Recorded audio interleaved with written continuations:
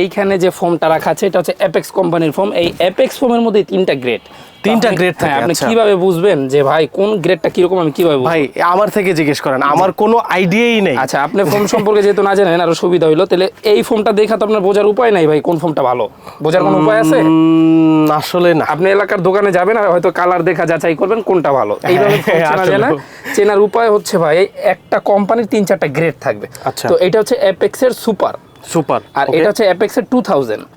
হ্যাঁ, এটা হচ্ছে অ্যাপেক্স এইচডি। আমার মুখের কথা না, এটা আপনারা গুগলে সার্চ করলে ওদের ওয়েবসাইট আছে, সেইখানে দেখাবে অ্যাপেক্স সুপার হচ্ছে নিম্ন কোয়ালিটি। নিম্ন কোয়ালিটি? জি, এটা যখন আপনি নিবেন, আমি আরো ভাবছি এটা ভালো কোয়ালিটি। জি, এটা যখন নিবেন, আপনি যখন এলাকার দোকানে বা কোথাও দেখবেন, এইভাবে পা দিয়ে একটু যাচাই করবেন, মানে পা দিয়ে আপনি প্রেসার দিব, তখন দেখবেন যে এই যে দাগ পড়ে গেছে, তো এই যে একটা ডাউনফ্লো হয়ে গেছে।